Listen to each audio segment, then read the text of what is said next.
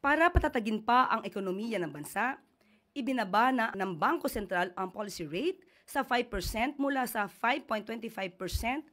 Sa madaling sabi ay bababa na rin ang interest rates para sa housing, car at business loans. Malugod ding inulat ng BSP ang malaking pagbaba ng inflation rate sa bansa. As of August 2025, nasa 1.5% na lang ito, malayo sa naitalang 8.7% noong January 2023.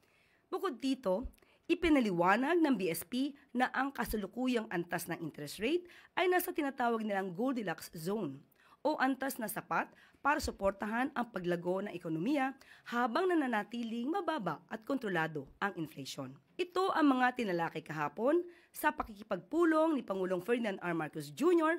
kasama ng Bangko Sentral ng Pilipinas. Alinsunod ito sa nais ni Pangulong Marcos Jr. na palakasin ang ekonomiya ng bansa at magdagdag ng mas maraming job opportunities para sa bawat Pilipino.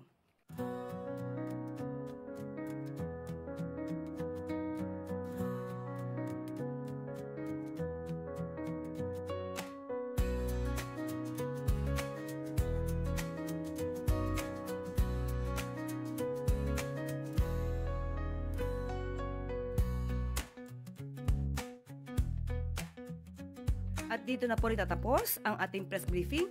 Magandang araw para sa bagong Pilipinas.